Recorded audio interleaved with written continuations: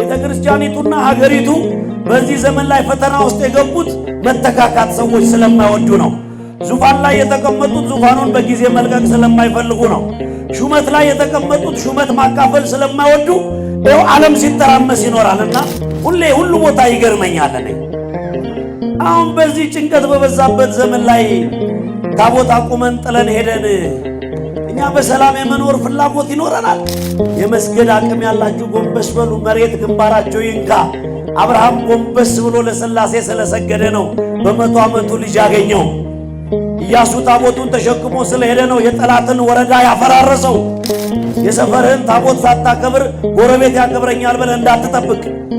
የሰፈርህን ታቦት ሳታከብር በቤተሰብ ያከብረኛል ብለህ እንዳትጠብቅ። አሁን ወገቡ ላይ ቀበቶ የማይቀመጥ ትውልድ እንዴት ነው ሀገር የሚረከበው? ሃይማኖቱን የሸጠ ትውልድ እንዴት አድርጎ ነው ሀገር የሚረከበው? ወንዶች ወደ ሴት፣ ሴቶች ወደ ወንድ እንሆናለን የሚል ትውልድ ላይ እንዴት ሀገር ይረከባል? በዚህ ሮማንቲክ ፊልም፣ በኑሮ መወደድ ፊልም አይምሯችን ዞሮ እንዴት አድርጎ የእግዚአብሔር ሐሳብ ይግባል? ወገኖቻችን በሕይወት እያለን እኮ ድንብርብራችንን አውጥተውታል እኮ። ሁሉ ቦታ ጭንቀት ነው። ሁሉ ጊዜ ሁሉም እንቅልፍ። ይኸው መንገዶች እንኳን መብያ፣ መጠጫ፣ መዝናኛ ቤቶች እንኳን ሳይቀር ሽጉጥ ላጥ እየተደረገ የሰው ልጅ የሚደፋባቸው ሆነዋል። የት ትሄዳለህ? ያም አልበቃቸው የሰላም ቦታችንን ቤተክርስቲያናችንን የሚያደፈርሱ ኃያላን ተነስተዋል። በመንገድ ሁሉ ይጠብቁ ዘንድ መላእክትን ስላንተ ያዛቸዋል። አይገርማችሁም? እዚህ ምድር ላይ ለካ ሀብታም አልጠፋም። እዚህ ምድር ላይ ለካ የሚንቀባረር ባለስልጣን አልጠፋም። እዚህ ምድር ላይ አናሊሲስ ሰጪ አልጠፋም ለካ። እዚህ ምድር ላይ ለካ የተማረ አልጠፋም። እዚህ ምድር ላይ ጉልበተኛ ለካ አልጠፋም። እዚህ ምድር ላይ ቅን ሰው ነው የጠፋው። ሰው በቁሙ እየበላ እየጠጣ እየተጫወተ በሚገደልባት ምድር ላይ ውሻ እየተሸጠ ውሻ ክብር ኖሮት ገንዘብ አውጥቶ ሰው ከገንዘብ በታች የሆነው መንፈሳዊነት ስለጎደለን ነው።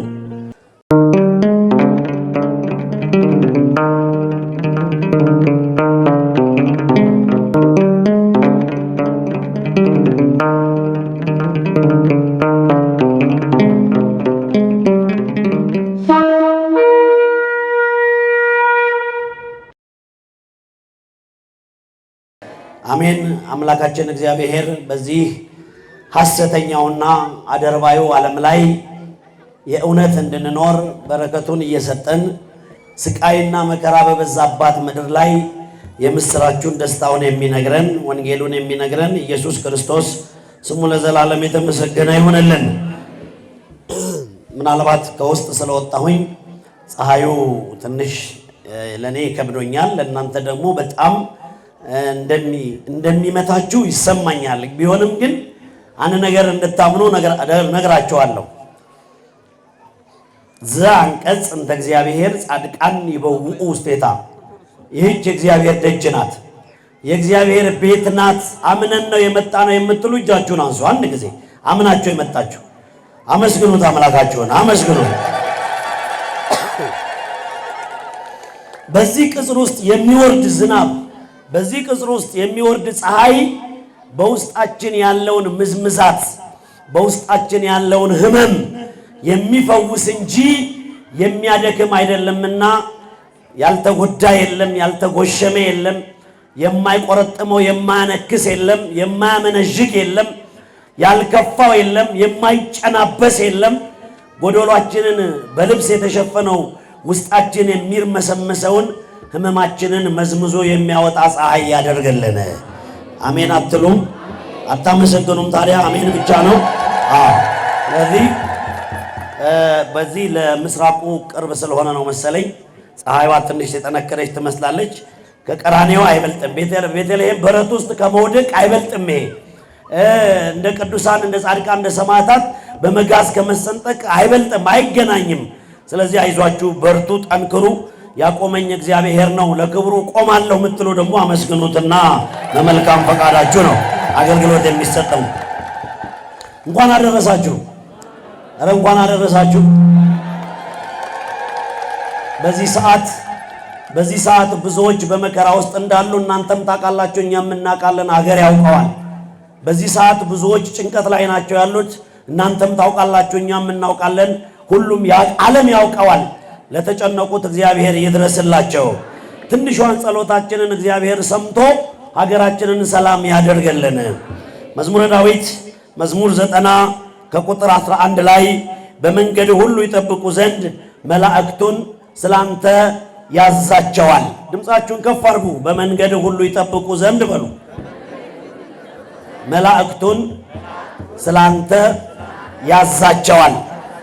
እናንተ ለካ እንዳንወድቅ ለካ ተደፍተን እንዳንቀር ይህ አምላካችን እግዚአብሔር ከሱ አምላካዊ ጥባቆት በተጨማሪ መላእክቱ ከኛ ጋር ሲወጡ ሲወርዱ ሲመላለሱ ነው የሚኖሩት። አሜን አቤት! ክብር ለመድኃኔዓለም ይሁን። ለካ ያልወደቅነው ቅዱሳን መላእክት እየጠበቁን ነው። ለካ ያልተደፋ ነው ቅዱስ ሚካኤል፣ ቅዱስ ገብርኤል፣ ቅዱስ ሩፋኤል ከኛ ጋር ስላሉ ነው። መላእክት እንደዚህ እንደ አይን ብሌኑ የሚጠብቀን አምላካችን ክብርና ምስጋና ይግባው። በጣም አንደበተ ርቱዕ ጎበዝ ጀግኖች ሰባኪዎች ከኔ በኋላ እንዳሉ አውቃለሁ። ቤተ ክርስቲያኒቱና ሀገሪቱ በዚህ ዘመን ላይ ፈተና ውስጥ የገቡት መተካካት ሰዎች ስለማይወዱ ነው። ዙፋን ላይ የተቀመጡት ዙፋኑን በጊዜ መልቀቅ ስለማይፈልጉ ነው። ሹመት ላይ የተቀመጡት ሹመት ማካፈል ስለማይወዱ ይኸው ዓለም ሲተራመስ ይኖራልና ትላልቆቹ ናቸው እድሉን ለኔ የሰጡኝ እንጂ ከኔ በላይ በዚህ ጉዳይ ላይ ዞሙ ለመላእክቲሁ እንዳትሰናከል መላእክቱን ስላንተ ይልካቸዋል የሚሉትን መዝሙር 90ን በልዑል መጠጊያ የሚኖር በልዑል አምላክ ክንድ ላይ ያድራል የሚለውን ቅዱሳኑ እነዚህ ሊቃውንቱ በቃላቸው ነው የሚያሳምሩት። እኔ ለነዚህ ከኔ ከታቦቱ አጠገብ ላሉት ሊቃውንቱን ላገለግል አይደለም የመጣሁት፣ ከፊት ለፊቴ ላላችሁት ነው። ድምጽህ በስነ ስርዓት ይሰማናል የምትሉ አምላካችሁን አንድ ያመስግኑና ወደ ዋናው መልእክታችን እንሄዳለን። ይሄ ብቻ አይደለም።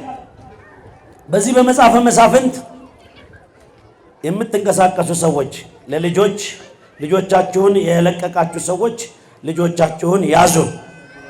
ሁልጊዜ እስከማይገባኝ ድረስ ታቦት አቆማችሁ ምንም ሳትሆኑ ምናልባት ይሄ የመርሃ ግብር መሪው ስራ ቢሆንም ሁሉ ቦታ ይገርመኛል። እኔ አሁን በዚህ ጭንቀት በበዛበት ዘመን ላይ ታቦት አቁመን ጥለን ሄደን እኛ በሰላም የመኖር ፍላጎት ይኖረናል? በዚህ ሰዓት እንዲህ ፀሐይ የወረደባችሁ በፊቱ የቆማችሁለት ቅዱስ ሩፋኤል በደስታም በመከራችሁም ቀን ይቆምላችሁ። ኧረ ጥለን አንሄድም ስትሉ አመስግኑት አንድ ጊዜ። እንደዛ ነው። የታመሙም ቢሆኑ ቢቆዩ ነው የሚድኑት። ምናልባት ኢንተርናል ኬዝ የቤት ችግር ቶሎ ድረሱ የሚባል ጉዳይ ከሌለ በስተቀር ቤተ ክርስቲያን ስትመጡ ቆም በሉ፣ እዩት። ጉልበት ያላቸው የማንባት ጸጋ ያላቸው አልቅሱ፣ የመስገድ አቅም ያላችሁ ጎንበስ በሉ፣ መሬት ግንባራቸው ይንካ። አብርሃም ጎንበስ ብሎ ለሥላሴ ስለሰገደ ነው በ100 ዓመቱ ልጅ ያገኘው። ኢያሱ ታቦቱን ተሸክሞ ስለሄደ ነው የጠላትን ወረዳ ያፈራረሰው። የሰፈርህን ታቦት ሳታከብር ጎረቤት ያከብረኛል ብለህ እንዳትጠብቅ። የሰፈርህን ታቦት ሳታከብር በቤተሰብ ያከብረኛል ብለህ እንዳትጠብቅ። አገልግሎት የሚጀምረው ከዚህ ነው። ምስጋና የሚጀምረው ከዚህ ነው። ምናልባት ስለሚከፋይ ነው፣ ወይንም እኔ ተዋርጄ አምላኬ መከበር ስላለበት ነው። ስለዚህ ብዙ ጊዜ ይህን ልናውቅ ይገባል። ቅዳሴ ሳትጨርሱ የምትሄዱ ሰዎች፣ ኪዳን ሳትደርሱ የምትሄዱ ሰዎች ችግር ካለ መብታችሁ ነው። ካልሆነ ግን ይሄ በዚህ ደብር ላይ እንዳይለመድ። ይገርማቸዋል። ሴትየዋ ቤት ውስጥ ቁጭ ብላለች። ማኑሄ የሚባል ባል ያላት ምስኪን ሴት ናት፣ ደርባባ ሴት ናት። ባለጸጋ ናቸው። ማኑሄ ገበሬ ነው፣ እሷም ታግዘዋለች። እየኖሩ እያለ ቢያዩ ሀብታቸውን የሚወርስ እግዚአብሔርን እንደነሱ የሚያመልክ ልጅ ግን አልነበራቸውም። እና ዝም ብለው ይጸልያሉ፣ እግዚአብሔርን ይለምኑታል።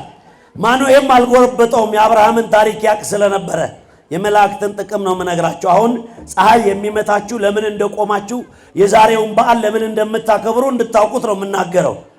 እና ከዕለታት በአንደኛው ቀን ግን ባሏ እርሻ እያረሰ ሚስትየው ቤት ወጥ እየሰራች የሴት ስራ ቤት ውስጥ እየሰራች መልአኩ መሰስ ብሎ ቤቷ ድረስ መጣ።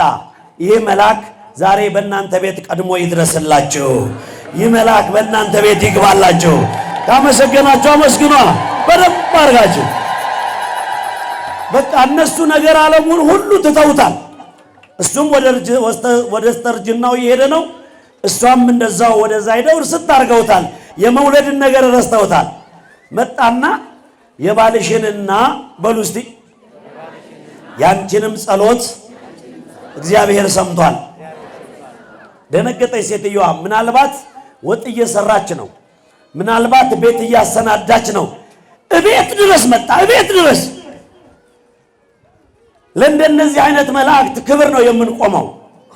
እቤት ድረስ መጥቶ እግዚአብሔር ጸሎታችሁን ስለሰማ ልጅ ትወልጃለሽ፣ እነሆ ባልሽም ደስ ይበለው፣ ምላጭ ፀጉሩ ላይ እንዳያርፍ ከማህፀን ጀምሮ የተባረከ ልጅ ሰጥቻችኋለሁ። ልጆቻችሁን ቅዱሱ መልአክ ይባርክላችሁ። አታመሰግኑም? አሜን ብቻ ነው እንዴ? አመስግኑ እንጂ። የተባረከ ልጅ ሲኖር ሀገርን ይረከባል።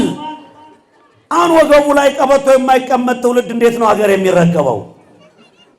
ሃይማኖቱን የሸጠ ትውልድ እንዴት አድርጎ ነው ሀገር የሚረከበው?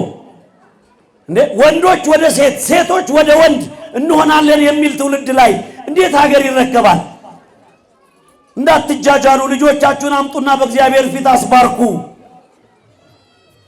እነሆ ይህች ሴት መልአኩ ልጅ ትወልጃለሽ ካላት ማስጠንቀቂያ ከሰጣት ከማህፀን ጀምሮ እግዚአብሔር መርጦታል፣ ክቡር ለመዝራዕት ሆኗል ብሎ ነግሯት ቢሄድ መልአኩ እየሮጠች ሄደችና ለባሏ እርሻ ቦታ ላይ አንተ ባሌ አሁን ምን ታደርጉት? በዚህ ሮማንቲክ ፊልም፣ በኑሮ መወደድ ፊልም አይምሯችን ዞሮ እንዴት አድርጎ የእግዚአብሔር ሐሳብ ይግባል? ወገኖቻችን በህይወት እያለን እኮ ድንብርብራችንን አውጥተውታል እኮ። ያለን ይመስላችኋል እንዴ? ያለን የምንመስለውና ተስፋ የማንቆርጠው ተዋህዶ እምነታችን ቅድስት ቤተክርስቲያናችን በሯ ክፍት ስለሆነ ነው። ክብርና ምስጋና ለአምላካችን ይሁን። ሁሉ ዝግ ነው። ሁሉ ቦታ ዝግ ነው። ሁሉ ቦታ ጭንቀት ነው። ሁሉ ጊዜ ሁሉም እንቅልፍ። ይኸው መንገዶች እንኳን መብያ፣ መጠጫ፣ መዝናኛ ቤቶች እንኳን ሳይቀር ሽጉጥ ላጥ እየተደረገ የሰው ልጅ የሚደፋባቸው ሆነዋል። የት ትሄዳለህ? ያም አልበቃቸውም። የሰላም ቦታችንን ቤተክርስቲያናችንን የሚያደፈርሱ ኃያላን ተነስተዋል። እግዚአብሔር ደግሞ ቸር አምላክ ነው። ምናልባት ኃጢአታችን በዝቶ ሊሆን ይችላል። ከኛ በደል ግን የእሱ ምሕረት ይበልጣልና ሀገራችንንም ቤተክርስቲያናችንን በምሕረቱ ይጠብቅልን። አሜን አትሉ? አታመሰግኑም? ዝም ብላችሁ ነው የምትሰሙኝ? ይገርማችኋል። ሮጣ ሄዳ እርሻ ቦታ ላይ እባክህን ባሌ ዛሬ ደስ ይበልህ፣ ዛሬ እንደሌላ ቀን ውሃ ብቻ አይደለም ይዤ የመጣሁልህ፣ ምግብ ብቻ አይደለም ይዤ የመጣሁልህ፣ ዛሬ የምስራችም ይዤልህ ነው የመጣሁት አለችው። ይሄን የምስራች በእናንተ ጆሮ መድኃኔዓለም ያሰማቸው። የእግዚአብሔር መልአክ በሉ እስቲ በቤቴ መጥቶ ልጅ እንደምንወልድ ነገረኝ። የተዘጋባችሁን ፋይላችሁን መድኃኔዓለም ይክፈትላችሁ። ሰዎች የጣሉባችሁን እንደገና ሰዎች የዘጉብንን የቻሉ መስሏቸው ያሸነፉን መስሏቸው ገፍተው የሚጥሉን መስሏቸው መላእክት እንዲህ አይነት ናቸው። በኢዮርና ራማ ኤረር በሚባሉ እነሆ ኃይላት ስልጣናትና መናብርት ከሚባሉት የስልጣን የመላእክት አገዛዝ የመላእክት ዲፓርትመንት ውስጥ እነሆ ዛሬ በዓሉን የምናከብርለት መናብርት በሚባሉ በመቶ አእላፍ ነገደ መላእክት ላይ የተሾመ የቅዱስ ሩፋኤል በዓሉ መጽሐፍ ቅዱሳዊ ነው። መጽሐፍ ቅዱሳዊ ነው።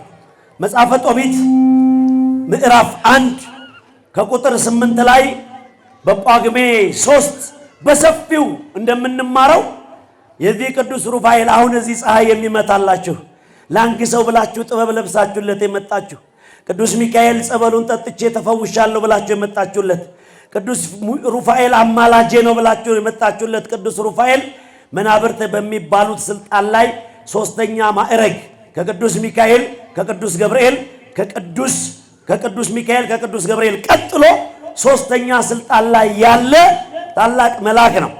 ይህ መልአክ እግዚአብሔር ነው የሾመው ለኛ። የመላእክት ተፈጥሯቸው ከነፋስና ከእሳት ነው። ነፋስና እሳት አይታይም። ነፋስና እሳት በተግባር እንጂ እነሆ እንደ ሰው በእንቅስቃሴ አይታዩ። እነዚህ ቅዱሳን መላእክትን ባህሪያቸውንና አገልግሎታቸውን ማወቅ ከአንድ ኦርቶዶክስ እምነት ተከታይ ይጠበቃል። ስለ ኢየሱስ ክርስቶስ ስትማር ክርስቶሎጂን ጠንቅቀ ማወቅ አለብህ። ስለ ድንግል ማርያም ስትማር ሜሮሎጂን ጠንቅቀ መማር አለብህ። ስለ ቅዱሳን ስለ ጻድቃን ሰማዕታት ስትማር አባውት ሴንተንስን መማር አለብህ። የነገረ መላእክት ደግሞ ትምህርት አንግሎሎጂ ይባላል። ይህ የነገረ መላእክትን ትምህርት የማያውቅ ሰው እዚህ ምድር ላይ መኖር በጣም ይከብደዋል።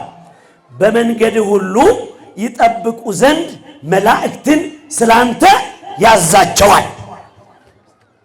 መላእክትን የምናከብራቸው መላእክትን ከፍ ከፍ የምናደርጋቸው እንዲጠብቁን እግዚአብሔር ስለሰጠን ነው።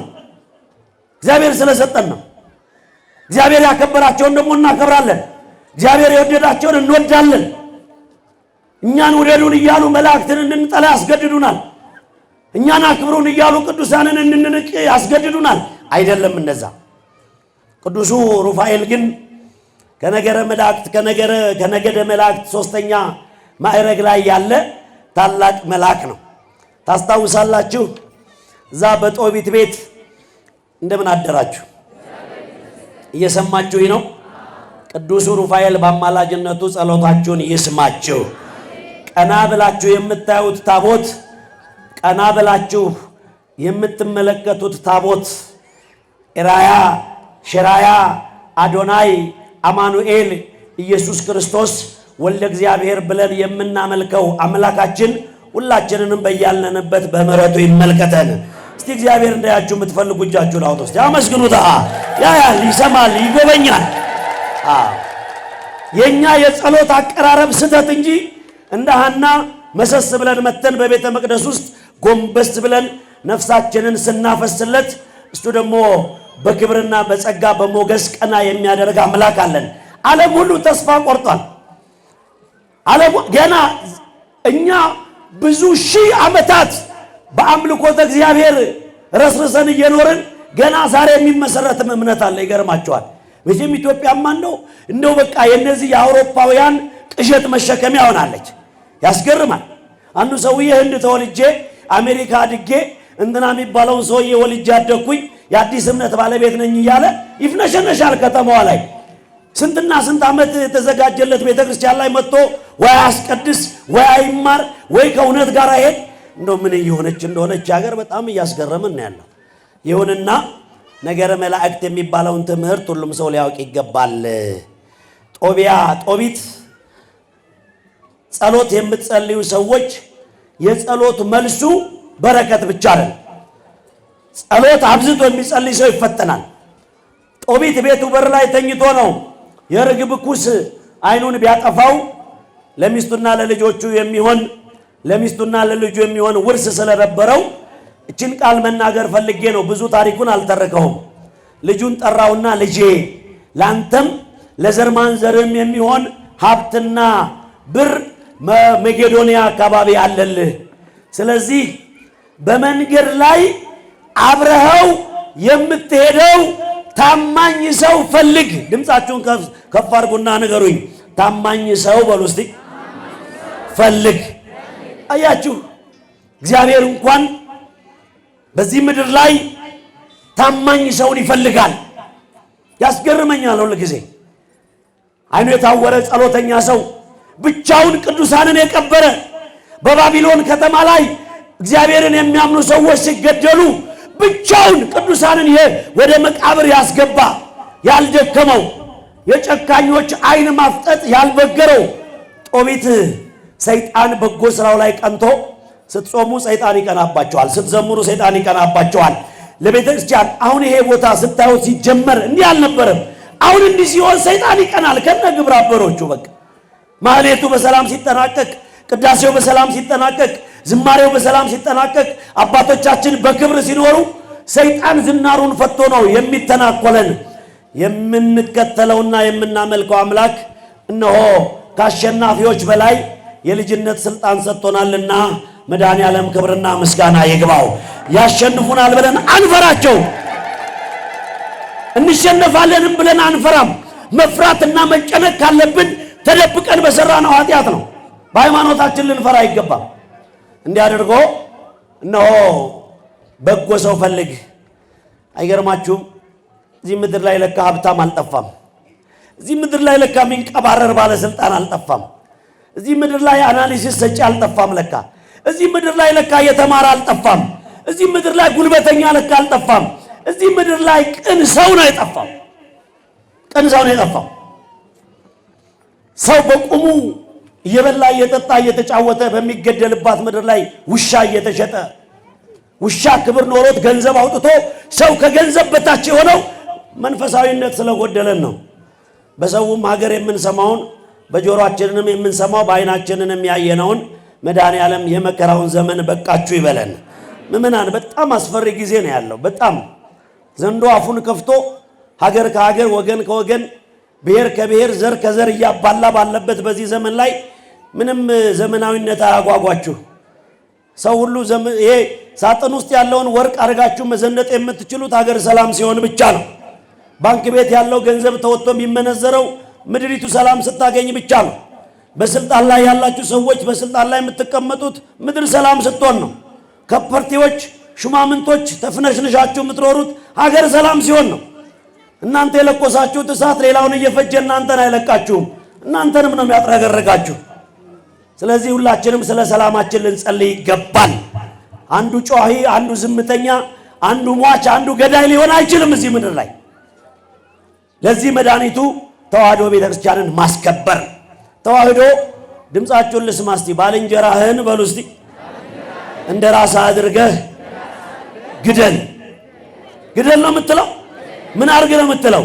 ኧረ አክብሯት። እቺ ቤተክርስቲያን ናት ይህንን አፏን ሞልታ የምትናገረው። ተፋቅረን እንድንኖር እግዚአብሔር ይርዳል። ስለዚህ ጦቢት ምን አለው ልጁን? በጎ ሰው ፈልግ፣ ሂድ ውጣና አደባባይ ላይ። በጎ ሰው አደባባይ ላይ ወጥቶ ሲፈልግ ሰው መስሎ ቅዱስ ሩፋኤልን አገኘው ይላል መጽሐፍ ቅዱስ። ከዚህ ስትወጡ ነገረኛውን አስሮላችሁ፣ ምቀኛውን አስሮላችሁ ከዚህ ስትወጡ በየቤታችሁ በየበራችሁ ላይ ቅዱስ ሩፋኤልን መድኃኔዓለም ያስቀምጥላችሁ። አያችሁ፣ እምነታችን ይሄ ነው። ይሄ ነው። አሁን እኛ ስለ መብላት ነው እየተጨነቀን ያለ ነው። አሁን እኛ ስለ መልበስ ነው እየተጨነቀን ያለ ነው። አሁን ፀሐይ መጥቶናል ነው። እነዚህ ቄሶች አይጨርሱም ወይ ነው? እነዚህ ቄሶች ትላንትና 7 ሰዓት የቆሙ ናቸው። ሌሊቱን ሙሉ እንዲሆነ የነጋባቸው። አሁንም ይኸው ታቦት እንደተሸከሙ ናቸው። አሁንም እየዘመሩ ናቸው። የእናንተንም ድርሻ ማወቅ አለባችሁ፣ ማወቅ አለባችሁ። እናንተ ባትኖሩ ቤተክርስቲያን ምንም አታደርግም። ቤተክርስቲያን ባትኖር እናንተም ረፍት አታገኙ። ተያይዘን ነው የምንጸድቀው። ስለዚህ ይሄ ታላቁ መልአክ የመላእክት ትምህርት ባህር ነው፣ ሰፊ ነው። መግቢያው ብቻ 50 ቀን አይበቃውም። ቢሆንም ግን ይህን ዛሬ የተሰበሰብንለት ታላቁ መልአክ የሚገርማችሁ ስልጣኑ በጣም ብዙ ነው።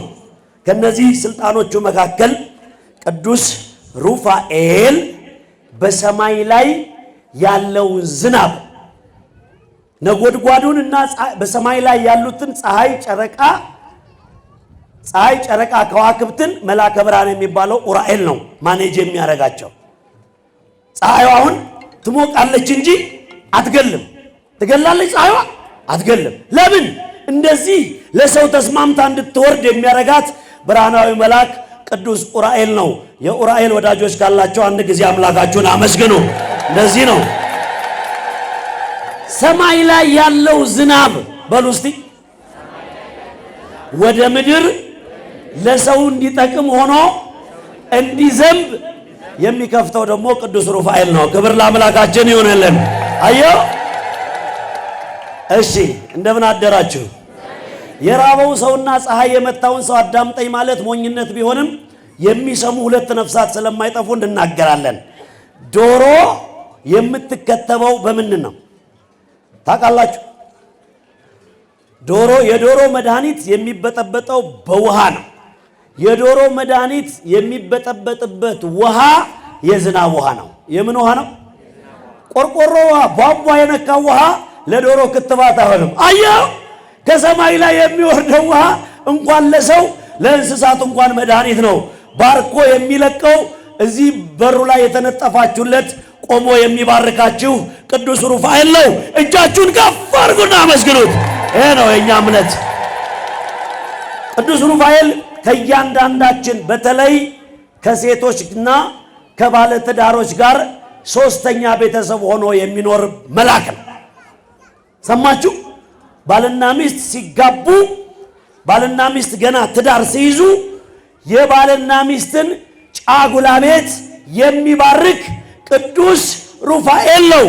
ባልና ሚስትም ካላቸው አመስግኑት። የእናንተ ቤት ለካ እየተጠበቀ ያለው በሱ ነው።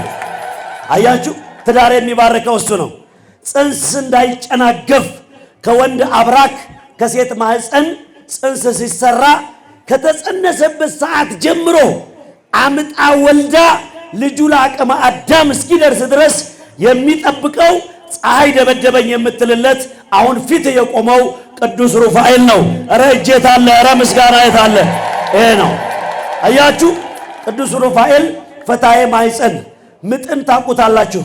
ወንዱ ከዛሬ ጀምሮ በደርስባት የቀረ ይቀራል እንጂ ሳትወልድ ትቅር እንጂ እያለ የሚለው፣ ሴቶቹ ደግሞ እንባቸው አልቆ ጩኸት እናቴ ድረሽልኝ የሀገር ታቦት ሁሉ የሚጠሩት በምጥ ሰዓት ነው። በዚያ ሰዓት ተገኝቶ ሴቶች እናቶቻችንን ከዛ ምጥ የሚገላግላቸው ሲያምጡ አብሮ የሚጠብቃቸው ልጁ በእናቱ ማህፀን ውስጥ ላይ ታፍኖ እንዳይሞት የሚጠብቅ የእያንዳንዳችን ባለውለታ ቅዱስ ሩፋኤል ነው። የት አለ ታዲያ ምስጋናችሁ? አየ ለዚህ መልአክ ነው ፊቱ ቆመ የምናመሰግነው። ሌላውና የመጨረሻው ሐሳብ ቅዱስ ሩፋኤል በሉ እስቲ የመንገዳችን መሪ ነው። ሰዎች ጠቅላላ ቅድም እንደነገርኳችሁ ጦቢያ ወደ ሀገሩ ሲሄድ ያንን ወርቅ ሊያመጣ ሲሄድ ያንን ሁሉ ዘመን አብሮ ተጉዞ በመንገድ እየመራው አሳ እንዲያጠምድ አድርጎ የአሳው ጉበትና ልቡን አድርቆ ከዕጣን ጋር መስዋዕት እንዲሆን ያደረገ በየመንገዱ የመራው ቅዱስ ሩፋኤል ነው። አባቱ ካዘዘበት ቦታ ያደረሰው የመንገድ መሪ ቅዱስ ሩፋኤል ነው። በዚህች ሐሰተኛ ምድር ላይ ስንወጣ ስንገባ የሚጠብቀን ቅዱስ ሩፋኤል፣ ኧረ ምስጋና ያንሰዋል። ይሄ ነው የመጨረሻው ሐሳብ። ቅዱስ ሩፋኤል በማህፀን ግድግዳ በወንዶች የዘር መራቢያ በሴቶች የማህፀን ግድግዳ ላይ ተቀምጦ ይሄ ምንድነው የምትሉት? የዚህ በሕክምና ሳይንስ ጽንስ እንዲጨናገፍ ሾተ ላይ የሚባል አጋንንታል። ሴቷ ትጸንሳለች 2 ወር 3 ወር ሊሆናት ሲል እሷም ጸነስኩ ብላ ለልጁም ልብስ ኦርደር እየተደረገ ያለ ያ ጽንስ እንደገና እንደ ውሃ እየተበጠበጠ እንዳይወጣ በማህፀን ውስጥ የማህፀን ግድግዳ የማህፀን ሆድ ውስጥ ቁጭ ብሎ የሰዎችን ሕይወት እንዲጠብቅ ስልጣን የሰጠው ፈታዬ ማህፀን የሚባል ቅዱስ ሩፋኤል ነው። ክብርና ምስጋና ይግባው ለአምላካችን። አያችሁ? አሁን ለዚህ መልአክ ነው ልልበሉ፣ ለዚህ መልአክ ነው አጨብጭቡ፣ ለዚህ መልአክ ነው ስገዱ፣ ለዚህ መልአክ ነው እግዚአብሔርን አመስግኑ እየተበለካ ከኛ ጋር ብዙ ውለታ አለው። እኛም ስንወለድ እኛም ስንወልድ ከእያንዳንዱ የኑሮ ህይወታችን ጋር ቅዱስ ሩፋኤል አብሮ አለ ማለት ነው። በትንቢተ ኢሳይያስ በምዕራፍ 6 ከቁጥር 2 ላይ መላእክቱ ሁሉ እግዚአብሔርን አንደኛው ለአንደኛው እየተቀባበሉ ቅዱስ በሏ ቅዱስ ቅዱስ እግዚአብሔር እያለ የሚያመሰግነው ሩፋኤል ጋር የቆምነው። ክብርና ምስጋና ለአምላካችን ይሁንልን። እንዲህ እያለ የመላእክት ምስጋናቸው ክብራቸው ከፍ ከፍ ስለሚል እግዚአብሔር ያከበራቸውን እናከብራለን፣ እግዚአብሔር ከፍ ከፍ ያደረጋቸውን ከፍ ከፍ እናደርጋለን። እነሆ እግዚአብሔር በሰጠን በቅዱሳኑ እንጠቀማለን። እኛ ሞኞች አይደለንም። የአንድ ሰው ቤት 5-6 በር አለው። የአንድ ሰው ህይወት ብዙ ውስብስብ መንገድ አለው። በቤተ ክርስቲያናችን አስተምህሮ ድንግል ማርያም እዚህ ምድር ላይ የተፈጠረችበት ምክንያት የተወለደችበት ምክንያት ስላላት ነው። መድኃኒት ክርስቶስን ለመውለድ ነው። መላእክት የተፈጠሩበት ምክንያት አላቸው፣ እኛን ሊጠብቁን ነው።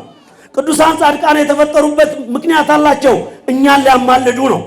ስለዚህ እግዚአብሔር ያለ ምክንያት ምንም ያደረገው ነገር ስለሌለ በሀገራችን የሚሰማውን ኮተታ ኮተት የሞት አጀንዳ እግዚአብሔር አምላክ አጥፍቶ የዛሬ ዓመት በሰላም ያድርሰን። ደስ ብሏችኋል? ከፍቷችኋል? ደስታችሁ በቤታችሁ ይግባላችሁ።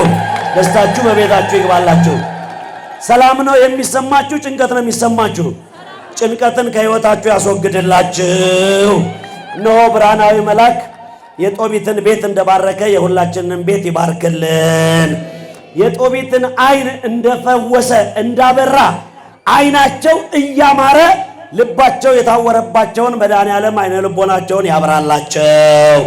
ከሰማይ የሚፈሰውን ዝናብ የበረከት አድርጎ የሚያወርደው ቅዱስ ሩፋኤል የኑሯችንን በረከት ያብዛልን። የተወለዱትን ሕፃናት ያሳድግልን።